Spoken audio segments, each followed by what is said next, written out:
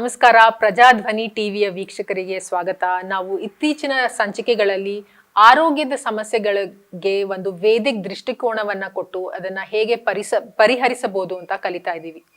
ಇವತ್ತು ಮತ್ತೊಂದು ವಿಷಯದ ಬಗ್ಗೆ ಬಂದಿದ್ದೀವಿ. ಅದ್ಯಾವುದು ಅಂದ್ರೆ ಅಡಿಕ್ಷನ್ ಅಥವಾ ಚಟ. ಈ ಅಡಿಕ್ಷನ್ ಅಥವಾ ಚಟ ನಾವು ಇಲ್ಲಿ ಬರೀ ಡ್ರಗ್ಸ್ ಅಥವಾ ಆಲ್ಕೋಹಾಲ್ ಅಥವಾ ಸ್ಮೋಕಿಂಗ್ ಬಗ್ಗೆ ಅಡಿಕ್ಷನ್ ಬಗ್ಗೆ ಮಾತಾಡ್ತಾ ಇಲ್ಲ. ಇನ್ನು ನಮಗೆ ಹಲವಾರು ಅಡಿಕ್ಷನ್ ಇರುತ್ತೆ. ಅಡಿಕ್ಷನ್ ಅಂದ್ರೆ like mobile addiction, gaming addiction, like ಮೊಬೈಲ್ನ ಸ್ಕ್ರೋಲ್ ಮಾಡ್ತಾ ಇರೋದು, ಅಥವಾ ಟೀ ಕಾಫಿ ಅಡಿಕ್ಷನ್ಸು ಇರ್ಬೋದು, ಅಥವಾ ಯಾವುದೇ ತರಹದ ಸ್ವೀಟ್ ತಿನ್ನೋ ಅಡಿಕ್ಷನ್ ಇರ್ಬೋದು. ಈ ಥರದ ಹಲವಾರು ಅಡಿಕ್ಷನ್ಸ್ ಎಲ್ಲರಲ್ಲೂ ಇರುತ್ತೆ. ಅಡಿಕ್ಷನ್ ಅಂದ್ರೆ ಬೇಸಿಕಲಿ ನಮ್ಮನ್ನ ನಾವು ಕಂಟ್ರೋಲ್ ಮಾಡ್ಕೊಳ್ದೆ ಯಾವ್ದರಲ್ಲಾದ್ರೂ ಓವರ್ ಇಂಡಲ್ಜ್ ಮಾಡ್ತೀವಲ್ಲ, ಅದನ್ನ ಅಡಿಕ್ಷನ್ ಅಂತ ಹೇಳ್ತೀವಿ. ಸೊ ಇದಕ್ಕೆ ಒಂದು ವೇದಿಕ್ ದೃಷ್ಟಿಕೋನವನ್ನ ಅದರಿಂದ ನೋಡೋದಾದ್ರೆ, ಅಡಿಕ್ಷನ್ ಅಂದ್ರೆ ಏನು ಅಂದ್ರೆ ಅಡಿಕ್ಷನ್. ಇದರ ಅರ್ಥ ಅದರ ಪದದಲ್ಲಿಯೇ ಇದೆ. ಅಡಿಕ್ಷನ್. ಡಿಕ್ಷನ್ ಅಂದ್ರೆ ಉಚ್ಚಾರಣೆ, ಪ್ರೊನೌನ್ಸಿಯೇಷನ್. ಅಡಿಕ್ಷನ್ ಅಂದ್ರೆ ಸರಿಯಾದ ಉಚ್ಚಾರಣೆ ಅಥವಾ ಡಿಕ್ಷನ್ ಇಲ್ಲದೆ ಇರುವುದು, ಅದೇ ಅಡಿಕ್ಷನ್. ಇದು ನಿಮಗೆ ಹೊಸದಾಗಿರ್ಬೋದಲ್ವಾ? ಹೇಗೆ ಧರ್ಮ ಅಧರ್ಮ, ಸಿಂಪ್ಟಮ್ಯಾಟಿಕ್ ಎಸಿಂಪ್ಟಮ್ಯಾಟಿಕ್ ಅಂತ ಹೇಳ್ತೀವೋ ಹಾಗೆ ಅಂದ್ರೆ ಯಾವುದು ಲ್ಯಾಕ್ ಆಫ್, ಯಾವುದು ಇಲ್ವೋ ಅದು. ಸೊ ಡಿಕ್ಷನ್ ಅಂದ್ರೆ ಸರಿಯಾದ ಉಚ್ಚಾರಣೆ ಇರೋದು, ಅಡಿಕ್ಷನ್ ಅಂದ್ರೆ ಸರಿಯಾದ ಉಚ್ಚಾರಣೆ ಅಥವಾ ಪ್ರೊನೌನ್ಸಿಯೇಷನ್, ಸರಿಯಾದ ಮಾತು ಇಲ್ಲದೆ ಇರೋದು. ಇದರಿಂದ ಅಡಿಕ್ಷನ್ ಬರುತ್ತೆ. ಇದು ನಿಮಗೆ ಕುತೂಹಲವನ್ನ ತಂದಿದೆ ಅಂತ ಅನ್ಕೋತೀನಿ. ಸೊ ವೇದಿಕ್ ಪ್ರಕಾರ ನಮ್ಗೆ ಈ ಉಚ್ಚಾರಣೆ ಅನ್ನೋದು ಒಂದು ಬಾಡಿ ಲ್ಯಾಂಗ್ವೇಜ್ದು ಒಂದು ಅಂಗ. ಏನು ದೇಹ ಭಂಗಿಯಲ್ಲಿ ನಮ್ದು ಒಂದು ದೇಹದೇ ಒಂದು ಭಾಷೆ ಇರುತ್ತೆ, ಅದರ ಒಂದು ಅಂಗ ಈ ಡಿಕ್ಷನ್ ಅಥವಾ ಉಚ್ಚಾರಣೆ. ನಾವು ನಮ್ಮ ಬಾಯನ್ನ ಯಾವ ರೀತಿ ಉಪಯೋಗಿಸ್ತೀವಿ ಅನ್ನೋದು ಕೂಡ ತುಂಬಾ ಮುಖ್ಯ. ಅದಕ್ಕಾಗಿಯೇ ಗುರುಕುಲದಲ್ಲಿ ಋಷಿಗಳು ತಮ್ಮ ಶಿಷ್ಯಂದ್ರಿಗೆ, ಸಣ್ಣ ಮಕ್ಕಳಿಗೆ ಅವರು ಯಾವುದೇ ತರಹದ ಜ್ಞಾನ ಕೊಡುವ ಮುಂಚೆ, ಅವ್ರಿಗೆ ಈ ಅದನ್ನೂ ಕಲಿಸಕ್ಕೂ ಮುಂಚೆ ಅವರು ಮೊದಲನೇದು ಏನ್ ಮಾಡ್ತಾ ಇದ್ರು ಅಂದ್ರೆ ಅವರ ದೇಹ ಭಂಗಿಯನ್ನ ಸರಿಯಾಗಿ ಮಾಡ್ತಾ ಇದ್ರು. ದೇಹ ಭಂಗಿಯನ್ನ ಹೇಗಿಟ್ಕೋಬೇಕು ಅಂತ 4-5 ವರ್ಷ ಬರೀ ಅದನ್ನೇ ಕಲಿಸ್ತಾ ಇದ್ರು. ಅದರ ಜೊತೆಗೆ ಸ್ಪೀಚ್, ಮಾತು, ಯಾವ ರೀತಿ ಮಾತನಾಡಬೇಕು ಅನ್ನೋದನ್ನ ಕಲಿಸ್ತಾ ಇದ್ರು. ಇದೆರಡು ಪ್ರಮುಖವಾದ ವಿಷಯಗಳನ್ನ ಕಲಿತ ನಂತರವೇ ಅವರು ಜ್ಞಾನವನ್ನ ನೀಡ್ತಾ ಇದ್ದಿದ್ದು. ಇದಕ್ಕೆ ಒಂದು ಮುಖ್ಯ ಉದ್ದೇಶ, ಕಾರಣ ಇದೆ. ನಾವು ಸರಿಯಾದ ಸೆಂಟರ್ಡ್ ರೀತಿಯಲ್ಲಿ ಇದ್ದಾಗ ಮಾತ್ರ ಜ್ಞಾನವನ್ನ ಸ್ವೀಕರಿಸಲು ಯೋಗ್ಯರಾಗ್ತೀವಿ. ಉದಾಹರಣೆಗೆ, ನೀವು ಸೂರ್ಯನ ಬೆಳಕನ್ನ ನೋಡಿದ್ರೆ ಆ ಸೂರ್ಯನ ಕಿರಣ ಎಷ್ಟು ಸ್ಟ್ರೇಟ್ ಆಗಿರುತ್ತೆ, ಎಷ್ಟು ನೇರವಾಗಿರುತ್ತೆ. ಸೊ ಅಂತಹ ಸ್ಟ್ರೇಟ್ ಕಿರಣವನ್ನ ನಾವು ತಗೋಬೇಕು ಅಂದ್ರೆ ನಾವು ಕೂಡ ಸ್ಟ್ರೇಟ್ ಆಗಿರ್ಬೇಕಲ್ವಾ? ನಮ್ಮ ರಿಸೀವಿಂಗ್ ಪಾತ್ರೆ ಯಾವ್ದ್ರಲ್ಲಿ ನಾವು ಏನನ್ನಾದ್ರೂ ರಿಸೀವ್ ಮಾಡ್ತೀವೋ ಅದು ಕೂಡ ಅದರಂತೆಯೇ ಇರಬೇಕು. ಹಾಗೆಯೇ ಜ್ಞಾನ ಯಾವತ್ತಿದ್ರೂ ನೇರವಾಗಿ ನಮ್ಮಲ್ಲಿ ಹೋಗಿ ಕೂರ್ಬೇಕು. ಅದಕ್ಕೆ ನಮ್ಮ ದೇಹ ಭಂಗಿ, ನಮ್ಮ ಮಾತು, ನಮ್ಮ ಉಸಿರು ಎಲ್ಲ ಸ್ಟ್ರೇಟ್ ಆಗಿರ್ಬೇಕು, ಸೆಂಟರ್ಡ್ ಆಗಿರ್ಬೇಕು. ಅದನ್ನ ನಾವು ವೇದಿಕ್ ಮೆಡಿಟೇಷನ್ ಇಂಟ್ರೊಡಕ್ಷನ್ ಸೆಷನ್ಸ್ ಅಲ್ಲಿ ಮಾತನಾಡಿದ್ದೀವಿ. ಇನ್ನು ಮುಂದುವರಿತಾ, ಈ ಜ್ಞಾನ ನಮ್ಗೆ ಸರಿಯಾಗಿ ಸಿಗದಿದ್ದಾಗ, ಸರಿಯಾಗಿ ಮಕ್ಕಳು ಶಾಲೆಯಲ್ಲಿ ಇದನ್ನ ಕಲಿಯದೇ ಇದ್ರೆ, ಅವರ ಉಚ್ಚಾರಣೆ ಅಥವಾ ಅವರ ಬಾಡಿ ಪಾಸ್ಚರು, ಸ್ಪೀಚು ಸರಿ ಇಲ್ದಿದ್ದಾಗ, ಅವರು ಯಾವುದೇ ತರಹದ ಸೆಂಟರ್ಡ್ ಸ್ಟೇಟ್ ಅಲ್ಲಿ ಇಲ್ಲದೆ ಇದ್ದಾಗ ಅವರು ಅನ್ಸೆಂಟರ್ಡ್ ಆಗ್ತಾರೆ. ಅನ್ಸೆಂಟರ್ಡ್ ಅಂದ್ರೆ ಬ್ಯಾಲೆನ್ಸ್ ಹೊಟ್ಟೋಗುತ್ತೆ. ಸೆಂಟರ್ ಅಂದ್ರೆ ಯಾವಾಗ ಎಡ ಮತ್ತೆ ಬಲ ಬ್ಯಾಲೆನ್ಸ್ ಆಗಿರುತ್ತೋ ಆವಾಗಲೇ ಅದು ಸೆಂಟರ್ಡ್ ಆಗಿರುತ್ತೆ.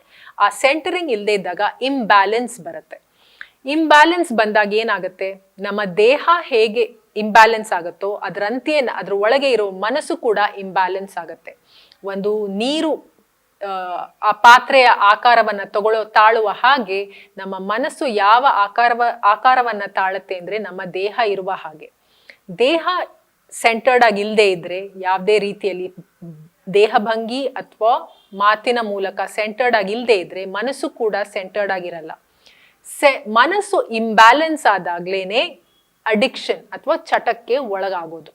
ಸೊ ಮೊದಲನೆಯ ಪ್ರಾಬ್ಲಮ್ ಎಲ್ಲಿ, ಇದರ ರೂಟ್ ಕಾಸ್ ಚಟಕ್ಕೆ ಪ್ರಾಬ್ಲಮ್ ಯಾವುದು ಅಂದ್ರೆ ಇಂಬ್ಯಾಲೆನ್ಸ್ ಆಫ್ ದ ಮೈಂಡ್. ಆ ಇಂಬ್ಯಾಲೆನ್ಸ್ ಆಫ್ ದ ಮೈಂಡ್ ಎಲ್ಲಿಂದ ಬರ್ತಾ ಇದೆ ಅಂದ್ರೆ ದೇಹ ಇಂಬ್ಯಾಲೆನ್ಸ್ ಆಗಿರೋದ್ರಿಂದ.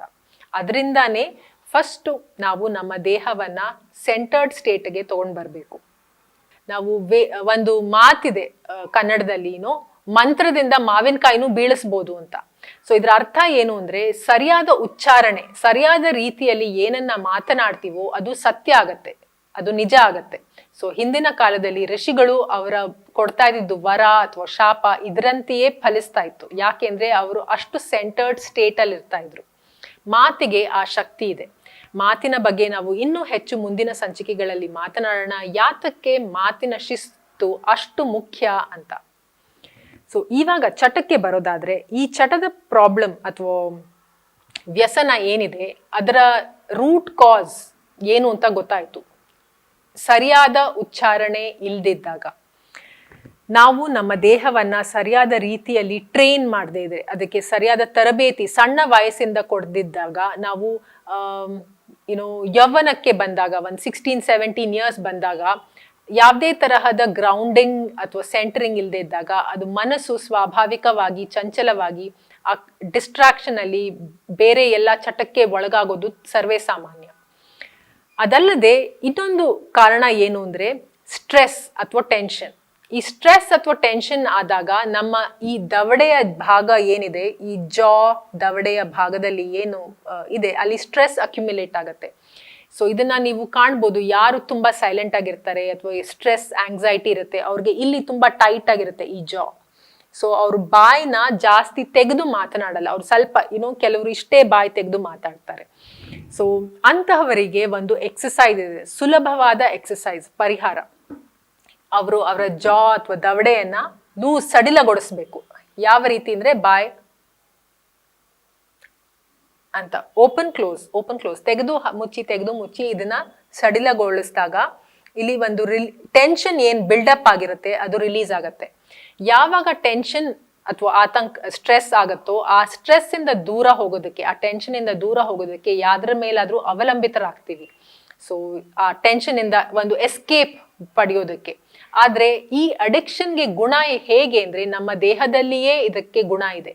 ಇದು ಯಾವುದೇ ತರಹದ ಗುಳಿಗೆ ಬೇಕಾಗಿಲ್ಲ, ಯಾವುದೇ ತರಹದ ರಿಹ್ಯಾಬಿಲಿಟೇಷನ್ ಬೇಕಾಗಿಲ್ಲ, ಯಾವುದೇ ತರಹದ ಕೌನ್ಸಿಲಿಂಗ್ ಬೇಕಾಗಿಲ್ಲ, ಯಾವುದೇ ತರಹದ ಹಾಸ್ಪಿಟಲೈಸೇಷನ್ ಬೇಕಾಗಿಲ್ಲ, ಆಸ್ಪತ್ರೆಗೆ ಸೇರ್ಬೇಕು ಅಂತಿಲ್ಲ, ಯಾವುದೇ ತರಹದ ಇದು ಪೇನ್ಲೆಸ್, ಯಾವುದೇ ತರಹದ ನೋವಿಲ್ದಿರೋ ಅಂತ ರೆಮಿಡಿ, ನಮ್ಮ ದೇಹದಲ್ಲಿಯೇ ಇರುವಂತಹ ಒಂದು ರೆಮಿಡಿ.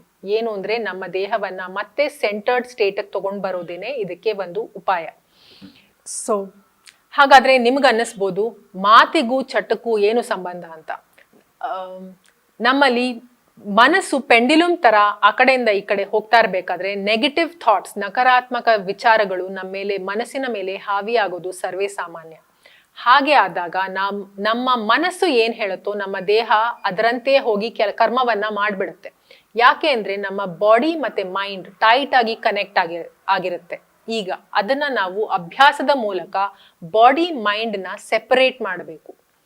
ಯಾಕೆ ಅಂದ್ರೆ ನಮ್ಮ ಇಂದ್ರಿಯಗಳ ಮೇಲೆ, ಇಂದ್ರಿಯಗಳನ್ನ ಏನು ಸ್ವೀಕಾರ ಮಾಡ್ತೀವೋ ಅದು ನಮ್ಮ ಮನಸ್ಸಿಗೆ ಫೀಡ್ ಆಗತ್ತೆ. ಮನಸ್ಸಿನ ಮೇಲೆ ಇರೋದು ಬುದ್ಧಿ ಅಥವಾ ಇಂಟೆಲೆಕ್ಟ್. ಬುದ್ಧಿಗೂ ಮೇಲಿನ ಸ್ಥಾನದಲ್ಲಿರೋದು ನಮ್ಮ ಕಾನ್ಶಿಯಸ್ನೆಸ್ ಅಥವಾ ಪ್ರಜ್ಞೆ. ನಮ್ಮ ದೇಹ ಮಾಡ್ಬೇಕಾಗಿರೋ ಕರ್ಮ ನಮ್ಮ ಕಾನ್ಶಿಯಸ್ನೆಸ್, ನಮ್ಮ ಪ್ರಜ್ಞೆ ಏನ್ ಹೇಳುತ್ತೋ ಅದರಂತೆ ನಾವು ಮಾಡ್ಬೇಕು. ನಮ್ಮ ಮನಸ್ಸು ಹೇಳಿದಂತೆ ನಾವು ಮಾಡ್ಲಿಕ್ಕೆ ಹೋಗ್ಬಾರ್ದು. ಯಾಕಂದ್ರೆ ನಾವು ಹಿಂದಿನ ಸಂಚಿಕೆಯಲ್ಲೇ ಹೇಳಿದಂತೆ ನಮ್ಮ ಮನಸ್ಸು ಚಂದ್ರನಿಗೆ ಸಂಬಂಧಪಟ್ಟದಂತೆ. ಸೊ ಚಂದ್ರ ಹೇಗೆ ಪ್ರತಿ 15 ದಿನ ವೃದ್ಧಿಸ್ತದೆ, ಶುಕ್ಲ ಪಕ್ಷದಲ್ಲಿ ಕೃಷ್ಣ ಪಕ್ಷದಲ್ಲಿ ಕ್ಷೀಣಿಸುತ್ತೆ, ಹಾಗೆ ಪ್ರತಿದಿನ ಬೇರೆ ಬೇರೆ ನಕ್ಷತ್ರಕ್ಕೆ ಹೋಗ್ತಾ ಇರತ್ತೆ, ಅದರದ ಎನರ್ಜಿ ಚೇಂಜ್ ಆಗ್ತಾ ಇರತ್ತೆ. ಅದರಂತೆಯೇ ನಮ್ಮ ಮನಸ್ಸು ಕೂಡ ನಮ್ಗೆ ಅದಕ್ಕೆ ನಮ್ಮ ಲೈಕ್ಸ್ ಡಿಸ್ಲೈಕ್ಸ್ ಚೇಂಜ್ ಆಗ್ತಾ ಇರುತ್ತೆ. ಇವತ್ತು ನಮ್ಮ ಮನಸ್ಸು ಇದನ್ನ ಇಷ್ಟಪಡುತ್ತೆ, ನಾಳೆ ಇನ್ನೊಂದೇನೋ ಇಷ್ಟಪಡುತ್ತೆ. ಅದರಂತೆ ನಾವು ನಿರ್ಧಾರವನ್ನ ತಗೊಂಡ್ರೆ ಅದು ಯಾವಾಗ್ಲೂ ತಪ್ಪಾಗತ್ತೆ. ಅದಕ್ಕಾಗಿ ವೇದಿಕಲ್ಲಿ ಏನ್ ಹೇಳುತ್ತಾರೆ ಅಂದ್ರೆ ನಮ್ಮ ಬಾಡಿ ಮೈಂಡ್ ನ ಡಿಸ್ಕನೆಕ್ಟ್ ಮಾಡಿ ಬಾಡಿ ಕಾನ್ಶಿಯಸ್ನೆಸ್ ನ ಕನೆಕ್ಟ್ ಮಾಡಬೇಕು. ಸೊ ಈ ಬಾಡಿ ಮೈಂಡ್ ಸೆಪರೇಷನ್ ಏನಿದೆ, ಆ ಡಿಸಿಪ್ಲಿನ್ ಯಾವ್ದ್ರಿಂದ ಸಾಧ್ಯವಾಗತ್ತೆ ಅಂದ್ರೆ ಸ್ಪೀಚ್ ಡಿಸಿಪ್ಲಿನ್ ಇಂದ, ಮಾತಿನ ಮೂಲಕ. ಇದು ಒಂದು ಅಭ್ಯಾಸ. ಇದು ಕೂಡ ನಾವು ವೇದಿಕಲ್ಲಿ ಕಲಿತೀವಿ. ನಾವು ಸ್ಪೀಚ್ ಬಗ್ಗೆ ಮಾತನಾಡುವಾಗ ಇದ್ರ ಬಗ್ಗೆ ಇನ್ನೂ ಹೆಚ್ಚು ಮಾಹಿತಿಯನ್ನ ಕೊಡ್ತೀವಿ. ಅದಕ್ಕಾಗಿಯೇ ಈ ದೇಹ ಒಂದು ಟೂಲ್, ಒಂದು ಉಪಕರಣ. ನಮ್ಗೆ ಯಾವ್ದಕ್ಕೆ ಈ ದೇಹವನ್ನ ಕೊಟ್ಟಿದ್ದಾರೆ ಅಂದ್ರೆ ಈ ದೇಹವನ್ನ ಬಳಸ್ಕೊಂಡು ನಮ್ಮ ಮನಸ್ಸನ್ನ ಕಂಟ್ರೋಲ್ ಮಾಡೋದಕ್ಕೆ. ಸೊ ಅದಕ್ಕೆ ಇದನ್ನ ಸಾಧ್ಯ ಮಾಡಿಸೋದು ಯಾವುದು ಅಂದರೆ ನಮ್ಮ ಮೆಡಿಟೇಷನ್ ಸೆಂಟರಿಂಗ್, ದೇಹ ಭಂಗಿಯ ಸೆಂಟರಿಂಗ್, ಸ್ಪೀಚ್ ಸೆಂಟರಿಂಗ್, ಏನನ್ನ ಮಾತಾಡಬೇಕು ಮತ್ತು ಹೇಗೆ ಮಾತಾಡಬೇಕು, ಇದನ್ನ ನಾವು ಕಲಿತು ಅಭ್ಯಾಸ ಮಾಡಿದಾಗ ನಮ್ಮ ಮನಸ್ಸಿನಲ್ಲಿ ಬರ್ತಾ ಇರೋ ಅಂತಹ ನೆಗೆಟಿವ್ ಥಾಟ್ಸ್ನ ನಾವು ಓವರ್ಕಮ್ ಮಾಡ್ಬೋದು, ಅದನ್ನ ಮೀರಿ ಮೇಲೆ ನಿಲ್ಬೋದು. ಸೊ ಹೀಗೆ ನಾವು ಸುಲಭವಾಗಿ ಯಾವುದೇ ಅಡಿಕ್ಷನ್, ಯಾವುದೇ ಹಂತದಲ್ಲಿರುವ ಅಡಿಕ್ಷನ್ ಚಟ ಕೂಡ ಇದನ್ನ ಸರಿಯಾದ ಸ್ಪೀಚ್ ಡಿಸಿಪ್ಲಿನ್, ನಮ್ಮ ದೇಹದಿಂದ ಮಾಡುವ ಕರ್ಮಗಳಿಂದ ಅದನ್ನ ಗುಣಪಡಿಸ್ಬೋದು. ಸೊ ಈ ವಿಷಯ ನಿಮಗೆ ಸ್ವಾರಸ್ಯಕರ ಅಂತ ಅನಿಸಿದೆ ಅಂತ ಅನ್ಕೋತೀನಿ. ನಾವು ಮತ್ತೆ ಮುಂದಿನ ಸಂಚಿಕೆಯಲ್ಲಿ ಮತ್ತೊಂದು ವಿಷಯದ ಬಗ್ಗೆ ಮಾತನಾಡೋಣ. ಅಲ್ಲಿಯವರೆಗೆ ಪ್ರಜಾಧ್ವನಿ ಟಿವಿಯ ವೀಕ್ಷಕರಿಗೆ ಧನ್ಯವಾದ.